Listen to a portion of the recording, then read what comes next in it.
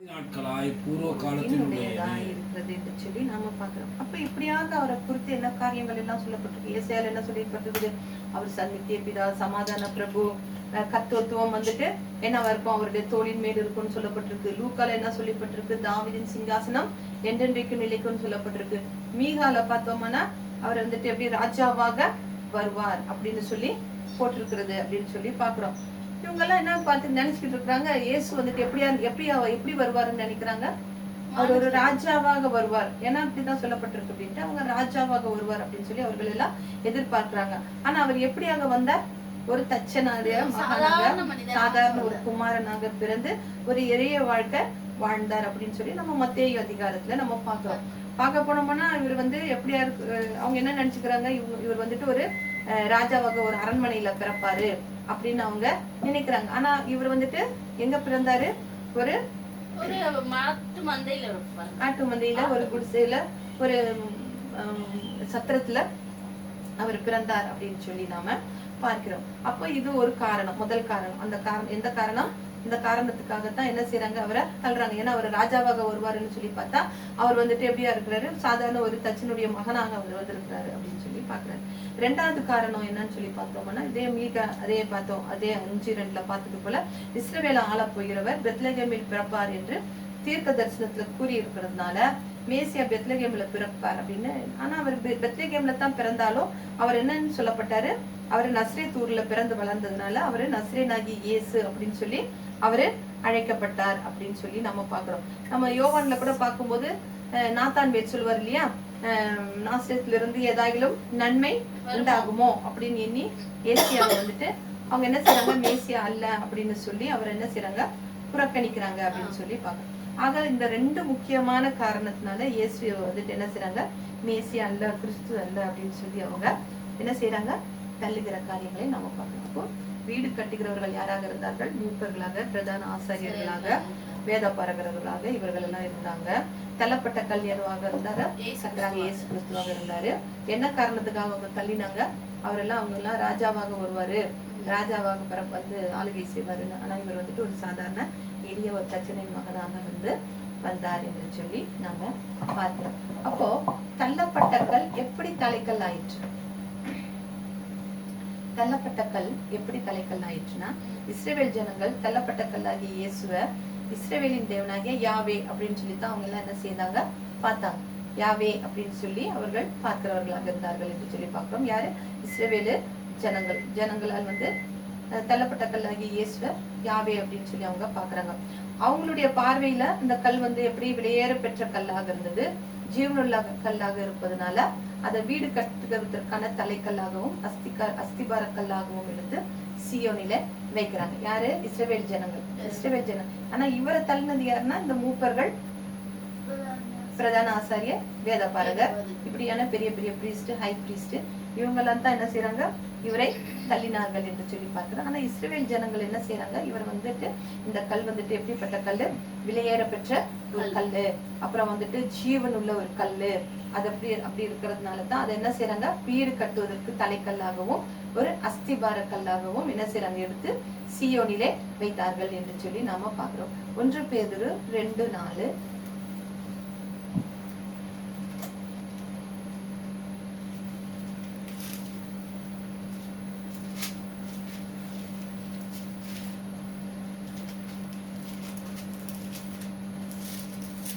மனுஷரால் தள்ளப்பட்டதாயினும், come to Jesus Christ, he is the living stone that people have rejected, but which God has chosen and highly honored.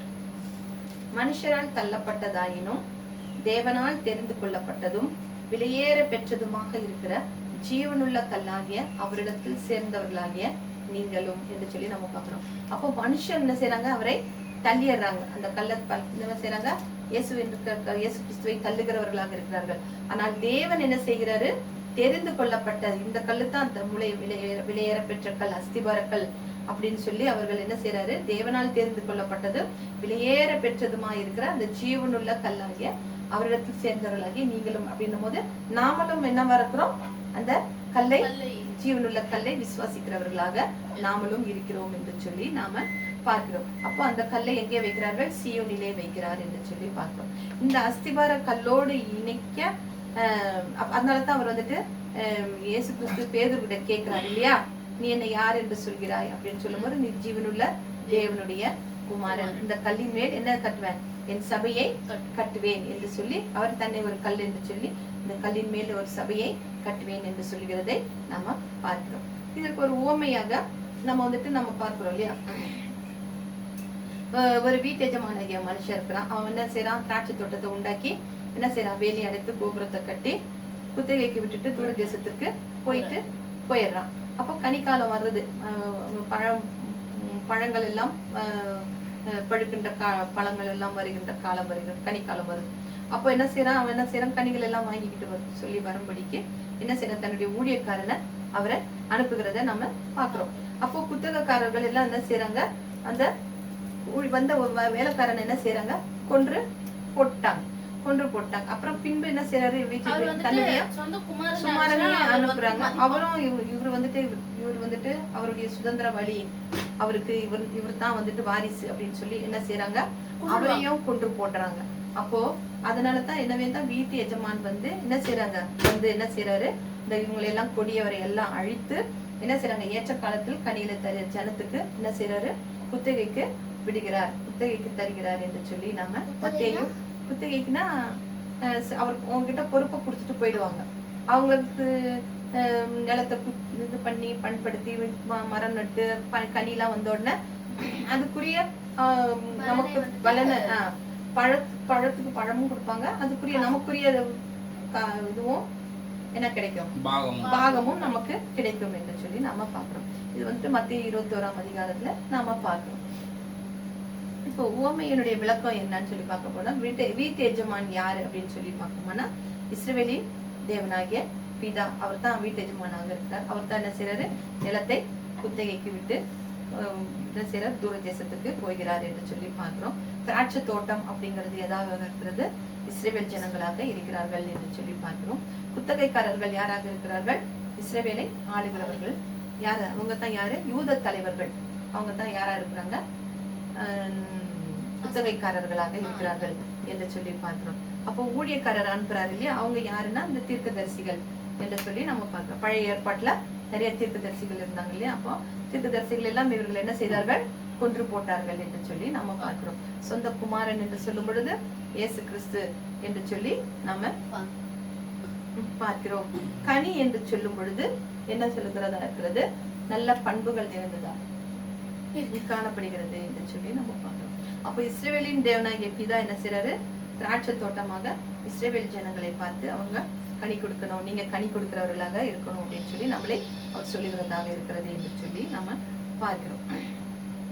அதுக்காக அவர் என்ன செய்யறாரு, ஆளுகின்ற குத்தகைக்காரர்களாக ஏற்படுத்திட்டு அவர் என்ன செய்யறாரு, இஸ்ரவேல் ஜனங்கள் மத்தியில தன்னுடைய தீர்க்கதரிசிகளை எல்லாம் அனுப்பி கனிகளை கேட்டார் அப்படின்னு சொல்லி நம்ம பார்க்கிறோம். அவங்க கொலை செஞ்சதுனால தீர்க்கதரிசியாக தன்னுடைய குமாரனை அனுப்பினா அவங்க கொடுப்பாங்க அப்படின்னு சொல்லி அனுப்பிச்சா அவரே என்ன செய்யறாங்க, அவர்கள் கொன்று போட்டார்கள் அப்படின்னு சொல்லி நாம பார்க்கிறோம். அதனால பரலோக ராஜ்ய ஆசீர்வாதங்கள் அவர்களிடத்திலிருந்து என்ன செய்யப்பட்டது, நீக்கப்பட்டு நல்ல பண்புகள் உடைய நல்ல கனி கொடுக்கின்ற ஜனங்களிடத்துல, அதாவது திருச்சபைகளுக்கு அது கொடுக்கப்படுகிறதாக இருக்கிறது என்று சொல்லி நாம பார்க்கிறோம். இஸ்ரவேல் வந்துட்டு புறஜாதியார் என்றும் ஆண் பெண் என்றும் வேறுபாடின்றி இயேசுவை ஏற்றுக்கிட்டு என்ன செய்யலாங்க, நல்ல பண்புகளுடன் நடக்கிறவர்களாகிய திருச்சபையாராக இருந்தார்கள் என்று சொல்லி நம்ம பார்க்கிறோம்.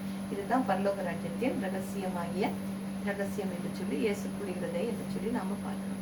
அப்ப அந்த காலத்துல திருச்சபை எப்படியாக இருந்தது, நல்ல பண்புகளுடன் இருந்த ஒரு சபையாக இருந்தது என்று சொல்லி பார்க்கிறோம். ஆனா இந்த நாட்களில் இருந்துட்டு இயேசு கிறிஸ்து என்ன செய்யப்படுகிறார், மறக்கடிக்கப்படுகிறார் என்று சொல்லி நம்ம பார்க்கிறோம். இயேசு கிறிஸ்துக்கு முக்கியத்துவம் கொடுக்கப்படுவது இல்லை என்று சொல்லி நாம பார்க்கிறோம். சொல்ல போனா இன்றைக்கு வந்துட்டு மற்ற இந்த மூளைக்கல்லாக இருக்க வேண்டிய இடத்துல அவங்க என்ன செய்கிறார்கள், நிறைய காரியங்களை அவர்கள் என்ன செய்யறார்கள், மூளைக்கல்லாக அவர்கள் வைக்கிறார்கள் என்று சொல்லி பார்த்தோம். மத தலைவர்களை வைக்கிறார்கள், போப்பை வைக்கிறார்கள், அப்புறம் பிஷப்பை வைக்கிறார்கள், அப்புறம் மற்ற உருவங்களை வந்துட்டு என்ன செய்கிறார்கள், மூளைக்கல்லாக வைக்கிறார்கள் என்று சொல்லி நாம பார்க்கிறோம். யார் மூளைக்கல்லாக வைக்க வேண்டுமோ அவர் வந்து என்ன செய்யப்படுகிறார், மறக்கடிக்கப்படுகிறார். அவர் வந்துட்டு என்ன செய்யப்படுகிறார், அவர் வந்துட்டு சொன்னது போல இந்த குத்தகைக்காரர்களை போல அவர்கள் எப்படியாக இருக்கிறார்கள். இன்னமும் நிறைய மக்கள் வந்துட்டு என்ன செய்கிறார்கள், கர்த்தராகிய இயேசு கிறிஸ்துவை இன்னும் ஏற்றுக்கொள்ளாமல் இருக்கிறார்கள் என்று சொல்லி நாம பார்க்கிறோம். அப்போ ஆஹ், தேவன் வாசம் பண்ணுகிற மாளிகையில இயேசு எப்படியாக இருக்கிறார்? மூளைக்கல்லாக இருக்கிறார். மூளைக்கல்லே தேவன் என்று சொல்லி நம்ம பார்க்கிறோம். அப்போ ஆஹ், இந்த கல் வந்துட்டு எத்தனை விதமான ஒரு காரியத்தை தருகிறது என்று சொல்லி நம்ம பார்க்கிறோம். ஒன்று வந்துட்டு நீர் தரும் பாறையாக இருக்கிறது. அந்த மூளைக்கல் வந்துட்டு நீர் தரும் பாறையாக இருக்கிறது என்று சொல்லி நாம பார்க்கிறோம். இப்போ பாலைவனத்துல வந்து இஸ்ரவேல் மக்கள் தண்ணீர் இல்லாம வாடணும் போது மோசே வந்துட்டு என்ன செய்யறாரு? தேவன் கிட்ட வந்து வேண்டுகிறார் இல்லையா? இந்த மாதிரி மக்கள் வந்து தண்ணி இல்லாம ரொம்பவும் கஷ்டப்படுகிறார்கள் அப்படின்னு சொல்லி இருக்கும்போது அவர் மோசே கிட்ட என்ன செய்யறாரு? ஓரேப்ல போய் இந்த ஒரு பாறையில உனக்கு முன்னால நீ போ, அங்க ஒரு பாறைக்கு முன்னாடி நான் நிற்பேன், நீ என்ன செய்ய பாறையை அடி, அப்ப வந்து மக்கள் குடிக்க அதுல இருந்து என்ன வரும்? தண்ணி புறப்பட்டு வரும் அப்படின்னு சொல்லி சொல்றாரு. இந்த அனுபவத்தை வந்துட்டு இஸ்ரவேல் ஜனங்கள் என்ன செய்யவில்லை? மறக்கல. அதனாலதான் மோசே அவங்கள வந்துட்டு என்ன செய்யறாரு? பாலைவனத்துல நடத்திட்டு போகும்போது அவங்க வந்து என்ன செய்யல? தாகம் அடையவில்லை என்று சொல்லி நம்ம பார்க்கிறோம். அது மாத்திரம் இல்லாம பாறையிலிருந்து நீர் சுரக்க செய்தார் என்று சொல்லி பார்க்கிறோம். அப்புறம் பாறையை பிளந்தார், நீர் பாய்ந்து வந்தது என்று சொல்லி ஏசாயா 48:21.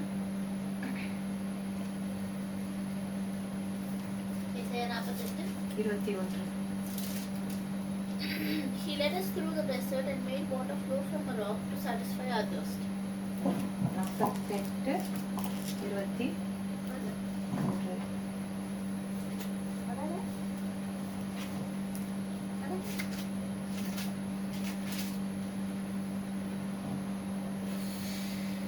அவர் அவர்களை வனாந்தரங்களில் நடத்தும் போது அவர்களுக்கு தாகவிடாய் இருந்தது இல்லை. கண்மலையிலிருந்து தண்ணீரை அவர்களுக்கு சுரக்க பண்ணினார், கண்மலையை பிளந்தார், தண்ணீர் ஓடி வந்தது என்று சொல்லி நாம பார்க்கிறோம். அப்போ அவர் எப்படியாக இருந்தார்? பாலைவனத்தில நீர் தரும் ஒரு பாறையாக இருந்து ஜனங்களின் தாகத்தை தீர்த்தார் என்று சொல்லி நாம பார்க்கிறோம். அதுல இருந்து நான் பார்க்கிறோம், அந்த பாறையிலிருந்து என்ன நீரோடைகள் புறப்பட செய்தார். நம்ம நினைப்போமா ஒரு பாறையிலிருந்து தண்ணீர் வரும் அப்படின்னு நமக்கு நினைச்சு பார்க்க முடியுமா? இல்லையா? பாறைனா நமக்கு அது ஒரு பாறையா தான் தெரியும். ஆனா அந்த பாறையை வந்துட்டு அவர் என்ன செய்யறாரு? மோசே கிட்ட அதை அடிக்க சொல்றாரு. அதுல இருந்து தண்ணீர் வருகிறது, மக்கள் குடித்து தாகத்தை தீர்த்து கொள்கிறார்கள் என்று சொல்லி நம்ம பார்க்கிறோம். அதுக்கப்புறம் அவங்க வந்துட்டு தாகமாக இருந்தது இல்லை என்று சொல்லி நம்ம பார்க்கிறோம். அது மாத்திரம் இல்லாமல் அதுல இருந்து நீரோடைகளை அவர் என்ன செய்தார்? வெளிப்பட செய்தார் என்று சொல்லி பார்க்கிறோம். அப்புறம் அது மாத்திரம் இல்லாமல் ஆழத்திலிருந்து பொங்கி வருவது போன்ற நீரை, அதாவது எப்படியா அந்த தண்ணி எப்படியா அப்படியே ஆழத்திலிருந்து அப்படியே பொங்கி வர்ற மாதிரியே அதுல இருந்து தண்ணி இருந்தவா வந்தது என்று சொல்லி சங்கீதம் 77:15-16. சங்கீதம் 77:15-16.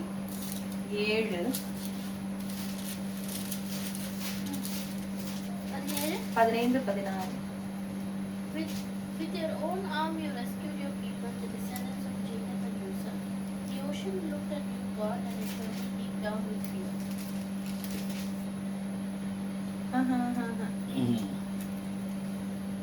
இல்ல அது இல்ல 78:15.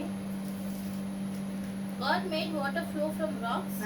He split open in the desert, and his people drank freely as though from a lake. 16. He made streams gush out like rivers from the rock. வனாந்திரத்திலே கண்மலையை பிளந்து மகா ஆழங்களில் இருந்து தண்ணீரை அவர்களுக்கு கொடுத்தார். கண்மலையிலிருந்து நீரோட்டங்களை புறப்பட பண்ணி தண்ணீரை நதி போல ஓடி வரும்படி செய்தார் என்று சொல்லி நாம பார்க்கிறோம். அப்ப ஆழங்களிலிருந்து தண்ணீரை என்ன செய்ததுன்னா வந்ததான் ஒழுகி வர செய்து அதை அவர்களுக்கு குடிக்க கொடுத்தார் என்று சொல்லி நாம பார்க்கிறோம் இல்லையா? அது வந்துட்டு ரொம்பவும் மிகவும் அதிசயமான ஒரு காரியம், யாராலையுமே முடியாத ஒரு காரியம். ஒரு பாறையை பிளந்து என்ன செய்யறது? கண்மலையை பிளந்து அவர் என்ன செய்யறாரு? தண்ணீரை புறப்பட்டு வர செய்கிறாரு. எப்படி போதுச்சா நதி போல, நதி எப்படி போகும்னு நம்ம பார்த்துருக்கோமா? அவ்வளவு ஃபாஸ்டா அவ்வளோ பெரிய நதியாக வரும்னு சொல்லி பார்க்கிறோம். அப்போ புதிய ஏற்பாட்டில் இயேசுதான் என்ன இருக்கு? இந்த பாறையாக தம்மை அடையாளப்படுத்துகிறதை நாம பார்க்கிறோம். அப்போ இயேசு சொல்கிறார் உரத்த குரலில், தாகமா இருக்கிறார்களே நீங்கள் எல்லாரும் என்னிடத்தில் வாருங்கள் அப்படின்னு சொல்லி யோவான் 7:37-38.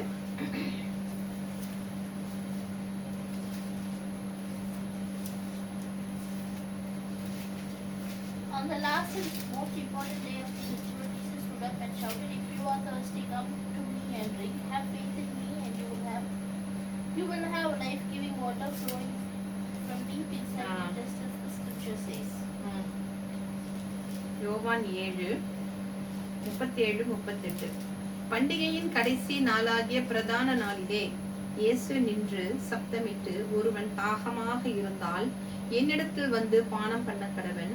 வேத வாக்கியம் சொல்லுகின்றபடி என்னிடத்தில் விசுவாசமாக இருக்கின்றவன் எவனோ அவன் உள்ளத்திலிருந்து ஜீவ தண்ணீர் உள்ள நதிகள் ஓடும் என்று சொல்லி இயேசு சொல்லுகிறதை நாம பார்க்கிறோம். அப்போ நாம எப்படிப்பட்டவர்களாக இருக்க வேண்டும்? தாகம் உள்ளவர்களாக, இயேசு கிறிஸ்துவின் மீது தாகம் உள்ளவர்களாக நாம எப்பொழுதும் காணப்பட வேண்டும். அவருடைய வார்த்தையின் மீது தாகம் உள்ளவர்களாக நாம காணப்பட வேண்டும். அந்த ஜீவனுள்ள வார்த்தைகள் மீது நாம என்ன செய்ய வேண்டும்?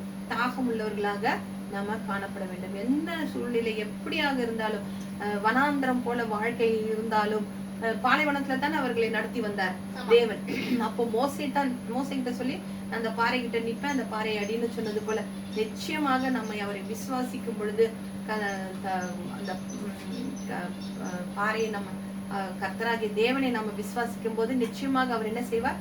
நமக்கு நிறைவாக நமக்கு குடித்து நம்ம பின்பு நமக்கு தாகம் உண்டாகாத அளவுக்கு நமக்கு என்ன செய்வார்? நம் தாகத்தை தீர்க்க வல்லவராக இருக்கிறார் என்று சொல்லி நாம பார்க்கிறோம்.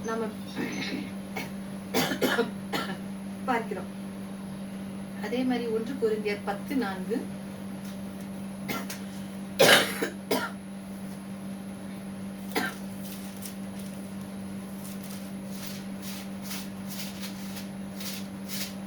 And drank the same spiritual drink which flowed from the spiritual rock that followed them. That rock was Christ. எல்லாரும் ஒரே ஞானபானத்தை குடித்தார்கள்.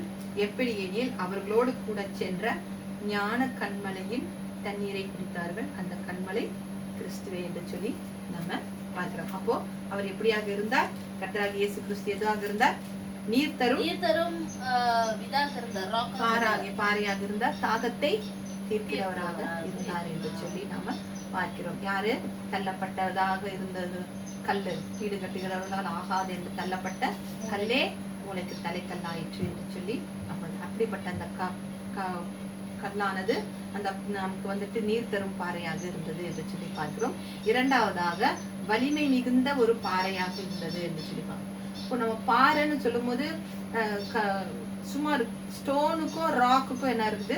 வித்தியாசம் இருக்கு. ஸ்டோனு சின்னதா இருக்கும், ஒரு இந்த சைஸ் இருக்கும், இவ்வளவு பெருசு சைஸ் இருக்கும், அப்படி இருக்கும். ஆனா ராக் அப்படின்னு சொல்றது, பாறை அப்படின்னு சொல்றது எப்படியா இருக்கும்? மிக பெரியதாக இருக்கும். அது எப்படியா இருக்கும்? ரொம்பவும் வலிமை வாய்ந்ததா இருக்கும். வலிமைக்கு ஒரு அடையாளமாக என்ன சொல்ல, நம்மளால அதை என்ன செய்ய முடியும்? தள்ள முடியுமா? பாறையெல்லாம் நீ அந்த பாலைவனத்துல எல்லாம் போய் பார்த்தீங்கன்னா எவ்வளவு பெரிய பாறைகளாக இருக்கிறது என்று சொல்லி நம்ம பார்க்கிறோம். அப்போ சங்கீதம் 18:2, கர்த்தர் 31:2.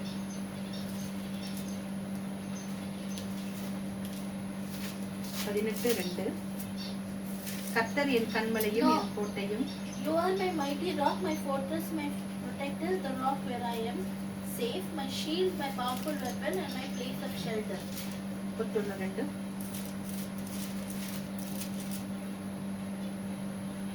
Listen to my prayer and hurry to save me. Be my mighty rock and fortress where I am safe. ஆமென். கர்த்தரின் கண்மலையும் என் கோட்டையும் என் இரட்சகரும் என் தேவனும் நான் நம்பியிருக்கிற என் துருகமும் என் கேடகமும் என்னை இரட்சணிய கொம்பும் என் உயர்ந்த அடைக்கலமா இருக்கிறார். அப்ப பார்க்கும்போது நிறைய ஒரு 7-8 காரியங்களை அதுல நம்ம பார்க்கிறோம். நம்மை பாதுகாக்கும் கோட்டையாக இருக்கிறார், ஒரு ஃபோர்ட்ரஸா இருக்கிறார் அப்படின்னு சொல்லி நாம பார்க்கிறோம். இயேசு புதிய ஏற்பாட்டின் வலிமை மிகுந்த ஒரு பாறையாக இருக்கிறார் என்று சொல்லி நாம பார்க்கிறோம். அப்போ அந்த பாறையின் மீதுதான் பேதுரு என்ன சொல்கிறாரு? இயேசு கிறிஸ்து பேதுருக்கு என்ன சொல்கிறாரு? இந்த கல்லின் மீது என் சபையை கட்டுவேன் என்று சொல்லி. அப்ப அவர் மீது தான் என்ன செய்யப்பட்டிருக்கிறது? திருச்சபை கட்டப்பட்டுள்ளது. இந்த காலத்துல எல்லாம் பெரிய என்ன செய்யறாங்க? கர்த்தரின் மீது திருச்சபையை கட்டாம என்ன செய்யறாங்க? சுயமாக இத்தனை கோடிக்கு அவர் தங்கத்தின் தேவன், அவர் தங்கத்துல வாசம் பண்ணுகிறவர். அதனால ஆலயமே எப்படியா இருக்கணும்? தங்கமா இருக்கணும்னு சொல்லி மக்களிடத்திலிருந்து பணங்களை வாங்கி என்ன செய்யறாங்க? கோடிகளிலே என்ன செய்கிறார்கள்? ஆலயங்களை கட்டுகிறவர்களாக இருக்கிறார்கள் என்று சொல்லி நாம பார்க்கிறோம். ஆனா இவர் என்ன சொல்கிறாரு? நான் யாரா இருக்கிறேன்? வலிமை மிகுந்த ஒரு பாறையாக இருக்கிறேன், என் மீது திருச்சபை என்ன செய்யப்பட்டுள்ளது, கட்டப்பட்டுள்ளது என்று சொல்லி நாம பார்க்கிறோம். திருச்சபை வந்து யாரை மூளைக்கல்லாக கொண்டு கட்டப்பட வேண்டும், இயேசு கிறிஸ்துவை மூளைக்கல்லாக கொண்டு. ஆனா இங்க எப்பெல்லாம் இயேசுவை மூளைக்கல்லாக கொண்டு சபைகள் கட்டப்படுகிறதாக இருக்கிறதா என்று சொல்லி பார்த்தோமானால் நிச்சயமாக இல்ல. பெரிய பெரிய ஆடம்பரமாக என்ன செய்யப்படுகிறதா இருக்கிறது, பெரிய பெரிய எல்சிடி டிவிகளும், எந்த பக்கம் திரும்பினாலும் அலங்காரமான விளக்குகள், இப்படி எல்லாம் வந்துட்டு என்ன செய்கிறதாக இருக்கிறது, வெறும் மாடர்ன் சர்ச்சாக கட்டப்படுகிறதாக இருக்கிறது. ஆனால் அங்கு இயேசு வந்துட்டு என்னவா இல்லை, மூளைக்கல்லாக இல்லை என்று சொல்லி நாம பார்க்கிறோம். எபேசியர் 2:20.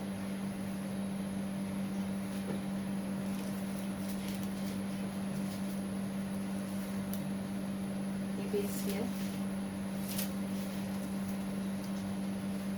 You are like a building with apostles and prophets as a foundation and with Christ as the most important stone.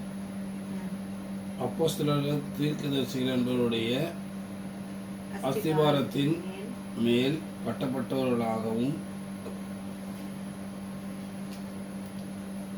கட்டப்பட்டவர்களுமாயும் இருக்கிறீர்கள். அதற்கு இயேசு கிறிஸ்து தாமே மூலக்கல்லாய் இருக்கிறார்.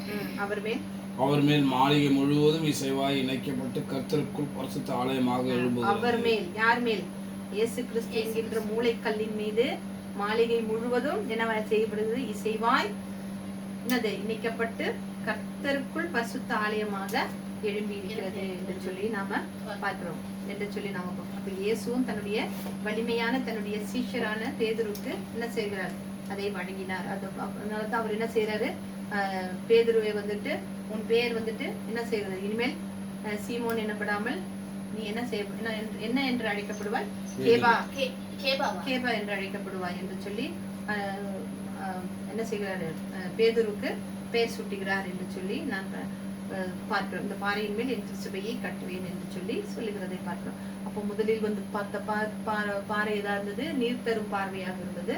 இரண்டாவது வலிமை மிகுந்த ஒரு பாறை என்று சொல்லி நம்ம பார்க்கிறோம். அடுத்தது வந்துட்டு தீமையை நொறுக்கும் பாறை என்று சொல்லி நம்ம பார்க்கிறோம். மூன்றாவது வந்துட்டு தீமையை நொறுக்கும் பாறை. பாறையின் மூன்றாவது பொருள் அது என்ன செய்யுமா, தீமையை நொறுக்கும். புதிய ஏற்பாடு வந்து புதிய ஏற்பாடு இயேசுவை எப்படி காமிக்கிறது அப்படின்னு சொல்லி பார்த்தோம்னா, வீடு கட்டுவோர் விளக்கிய மூளைக்கல் என்று சொல்லி காட்டுகிறதாக இருக்கிறது என்று சொல்லி பார்க்கிறோம்.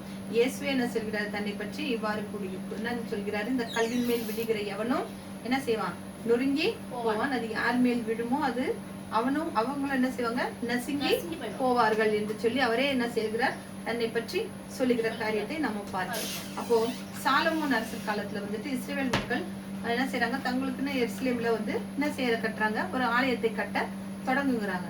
அப்போ அந்த கட்டடம் கட்டுவதற்காக நிறைய கற்கள் வந்துட்டு என்ன செய்யறது, சுற்று வட்டாரங்களில் இருந்தெல்லாம் என்ன செய்யப்படுகிறது, கொண்டு வரப்படுகிறது என்று சொல்லி பாக்குறோம். அப்படி கொண்டு வரப்பட்ட கற்கள்ல ஒரு கல் வந்து எப்படி இருக்குமா, இப்படி இருக்குமா, இங்க பாரு, எல் ஷேப்ல, எல் வடிவத்துல இருந்துதான். அப்போ அதனால என்ன பயம் அப்படின்னு நினைச்சவங்க என்ன செஞ்சாங்க, அதை வந்து அப்படியே ஒதுக்கி தள்ளிட்டாங்களாம். இது எள்ளு மாதிரி இருக்குதே இந்த கல்லு, இதை வச்சுக்கிட்டு என்ன பண்றது அப்படின்னு சொல்லிட்டு அதை என்ன செய்யிட்டாங்களாம், ஒதுக்கி தள்ளிட்டாங்களாம். அப்போ கட்டிடத்தோட அடித்தளம் கட்ட தொடங்கின போது ரெண்டு பக்கங்களையும் சரி கட்டவும்,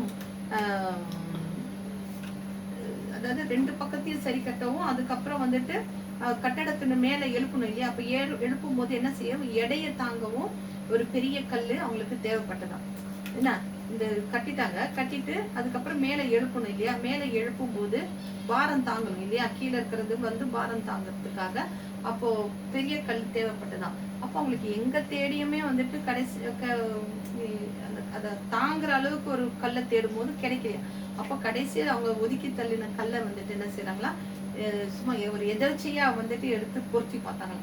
பார்த்தா அது அப்படியே பர்ஃபெக்டா என்ன செஞ்சுச்சா, பொருந்தியதான். அப்போ அன்று உருவானதுதான் அவங்களுடைய சொல்லாடல் என்ன, அந்த வீடு கட்டுவோர் ஆகாது என்று தள்ளின கல்லே மூளைக்கு தலைக்கல் ஆயிடுச்சு அப்படின்னு அந்த ஒரு ப்ராவர்ப் வந்துட்டு வார்த்தை வந்துட்டு மூளைக்கு ஒரு சொல்லாக விளங்கினது அப்படின்னு சொல்லி. இப்போ மூளைக்கல் அப்படிங்கிறது ஒரு கட்டிடத்தோட ரெண்டு சுவர்கள் இணைகிற இடத்துல என்ன செய்து மூளையில வைக்கப்படுகிற ஒரு கல் அப்படின்னு சொல்லி பார்க்கிறோம். அப்போ சுவரை இணைப்பதற்கும் அது இடிந்து விழாமல் இருப்பதற்கும் மூளையில ஏற்படுகிற எடையை சுமக்கிறதுக்கும் அந்த மூளைக்கல் ரொம்பவும் முக்கியம் என்று சொல்லி நாம பார்க்கிறோம்.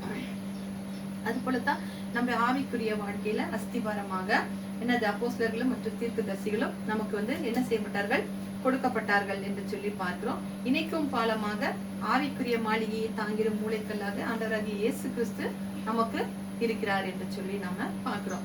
ஆக நம்ம அஸ்திபாரம் அழகாக மட்டுமல்ல, நமக்கு அஸ்திபாரம் எப்படியா இருக்கணும். சிலர்லாம் பாத்தீங்கன்னா ரொம்ப அழகான வீடெல்லாம் கட்டியிருப்பாங்க, ஆனா அது கொஞ்ச நாளைக்கு கூட என்ன செய்யுது. இப்பெல்லாம் பார்க்க போனீங்கன்னா, அன்னைக்கு இதுல பார்த்தேன், ஒரு யூடியூப்ல தான் பார்த்தேன், சென்னையில ஒரு பெரிய பில்டிங் கட்டியிருக்காங்க. ஒரு பெரிய பில்டர்ஸ் அவ்வளோ பெரிய பில்டிங், அதுல நியர்லி 2500 பேர் குடியிருக்கிறாங்க. ஒவ்வொரு பிளாட்டும் நியர்லி 2 crore 3 crore மேல உள்ள அவ்வளவு பெரிய விலைகள் உள்ள வீடு. அந்த பில்டிங்கை பார்த்தா மேல ஒவ்வொரு வீட்டுக்குள்ளேயும் போய் பார்த்தா மேல சீலிங் எல்லாம் அப்படியே உழுந்து அந்த கம்பி எல்லாம் தெரியுது, அப்புறம் கீழே தரையெல்லாம் பிரிஞ்சுக்கிட்டு இருக்கிறவங்க உயிருக்கு பயந்துகிட்டு ஜீவிக்கிறாங்க. எந்த நேரம் என்ன ஆகும்னு சொல்லி தெரியாது, எப்ப இந்த பில்டிங் இடிஞ்சு விழும்னு சொல்லி தெரியாது அப்படின்னு சொல்லிட்டு எவ்வளவோ அவங்க கம்ப்ளைண்ட் எல்லாம் பண்ணி பார்த்தாங்க, ஆபீஸ்களுக்கு எல்லாம் கம்ப்ளைண்ட் பண்ணி பார்த்துட்டாங்க. அப்போ நாங்க இவ்வளவு காசு கொடுத்து எங்களுக்கு இப்படி இருக்குது இந்த மாதிரி. அப்போ அவங்க கட்டது என்ன இல்லை, சரியா கட்டல. அதாவது சிமெண்ட் எதுவுமே இது இல்லாம எல்லாமே என்ன செஞ்சிருக்கிறாங்க, கலப்பட பொருள்களை வச்சு என்ன செஞ்சிருக்கிறாங்க, பில்டிங்க கட்டி இருக்கிறாங்க. அப்போ கீழ் தளத்துல இருக்கிறவங்கல இருந்து மேல் தளம் இருக்கிறவங்க வரைக்கும் என்ன செய்யறாங்க, ஒவ்வொரு நாளும் இரவுல தூங்கும் போது என்ன ஆகுமோ ஏதாகுமோ நாங்க எல்லாத்தையும் ஒரு எமர்ஜென்சிக்கு எங்க பேக்ல எல்லாத்தையும் எடுத்து வச்சுட்டு தான் நாங்க ரெடியாவே ராத்திரி தூங்குவோம். என்ன வேணும், திடீர்னு ஏதாவது ஆச்சுன்னா கூட இதை எடுத்துக்கிட்டு ஓடிடலாம் அப்படின்னு அப்படின்னுட்டு அவ்வளோ பெரிய பில்டிங். அது எங்க இருக்குது, அம்ஜிக்கரையா எங்கேயோ ஒரு இடத்துல. அப்போ அவ்வளோ பெரிய பில்டிங்கு அவங்களுக்கு காசும் போச்சு, வீட்டுக்கு வீடும் இதுவும் இல்லை. அப்புறம் நிறைய அவங்க கோர்ட்டுக்கெல்லாம் போய் கேஸ் எல்லாம் போட்டு இன்னைக்கு என்ன பண்ணிருக்காங்க, எல்லாரையும் வெக்கேட் பண்ணி நீங்க வேற ரெண்ட்ல போய் எங்கேயாவது இருங்க, திரும்பியும் நாங்க ஃபுல்லா இடிச்சிட்டு அவ்வளோ பெரிய பில்டிங்கு, அவ்வளோ பெரிய ஒரு 2500 குடும்பங்கள் இருக்கிறாங்கன்னா பாத்துக்கோ, எல்லாம் இருக்குது. அந்த ஜிம்மு, அது ஸ்விம்மிங் பூல், அது இதுன்னு எல்லாமே ஒஸ்டா இருக்குது. அப்போ இதை இடிச்சிட்டு நாங்க திரும்பியும் கட்டிட்டு உங்களுக்கு நாங்க கொடுக்குறோம் அப்படின்னு சொல்லிடுறோம். அப்போ வீடுகள் எல்லாம் எப்படி இருக்கிறது பாக்குறதுக்கு வெளியில இருந்து பார்க்கும்போது, ஆஹா எவ்வளவு பெரிய வீடா இருக்கு, இதுல இருக்கிறவங்க எல்லாம் ரொம்ப எப்படி இருக்கிறாங்க, பணக்காரங்களா இருப்பாங்க. நான் அவங்களுக்கு பணமும் போய் வீடும் போய் இன்னைக்கு எல்லாருமே எங்க இருக்கிறாங்க, வாடகை வீட்டுல இருக்கிறாங்க. அப்போ ஒருவேளை அந்த வீடு கட்ட அஸ்திபாரம் எப்படி இருக்கலாம், அதான் சொல்றது, இந்த அஸ்திபாரம் அவங்களுக்கு சரியா போடாததுனால இந்த பில்டிங்கே எப்படியா இருக்கிறது, ரொம்பவும் டேஞ்சரஸ் ஜோன்ல இருக்குது அப்படின்னு சொல்லி பார்க்கணும். அப்போ நம்ம கர்த்தராகிய இயேசு கிறிஸ்துவின் மேல நம்ம அஸ்திபாரம் போட்டு கட்டும் போது அழகாக மாற்றம் இல்லாம எப்படியாக இருக்குது, வலிமையாகவும் இருக்கும், பரிசுத்தமாகவும் அமைக்கப்பட்டிருக்கும் அப்படின்னு சொல்லி நம்ம பார்க்கிறோம். அப்போ ஜீவனுள்ள கற்களாகிய நாம் அந்த மாளிகையில என்ன செய்ய வேண்டும், பரிசுத்தமாக இணைக்கப்பட்டிருக்கிறோம் அப்படின்னு சொல்லி நாம பார்க்கிறோம். அப்போ கட்டிடம் பரிசுத்தமா இருந்தா தான் என்ன செய்ய முடியும், அது சாத்தியமாக முடியும் அப்படின்னு சொல்லி பார்க்கிறோம். அப்போ மூளைக்கல் ஒரு மூளையில வைக்கப்பட்டிருந்தாலும் முழு சுமையையும் சுமக்குற கல்லு என்னது, முக்கியமான கல்லு அதுதான் சொல்லி பார்க்கிறோம். நம்ம நினைக்கலாம் ஒரு இந்த சைட்ல இருக்கிறதெல்லாம் தான் இந்த செவரு கிவரெல்லாம் தான் தாங்குது. ஆனா அந்த ஒரு பில்டிங்கை தாங்குவது அந்த மூளைக்கல்லு, அது எவ்வளவு பெரிய ஒரு வெயிட்டையும் அது என்ன செய்யக்கூடியதாக இருக்கிறது, தாங்குகிறதாக இருக்கிறது அப்படின்னு சொல்லி நாம பார்க்கிறோம். அப்போ வீடு கட்டுகிறவர்கள் ஒரு கல்ல ஆகாது அப்படின்னு தள்ளினா அந்த கல் வீடு கட்டுகிறதுக்கு எந்த விதத்திலையும் உபயோகமற்ற கல்லாகத்தான் இருக்க வேண்டாம். ஆனா அந்த கல்லு அஸ்திபார கற்களிலேயே என்ன இருக்குது, தலைக்கல்லா இருக்குது, மிகவும் முக்கியமான கல்லாக இருக்கிறது. அது எப்படின்னா நம்ம கர்த்தராகிய இயேசு கிறிஸ்துவால மாத்திரம்தான் என்னது இந்த தலைக்கல்லாக மாத்திரமே இருக்க முடியும் என்று சொல்லி நாம பார்க்கிறோம்.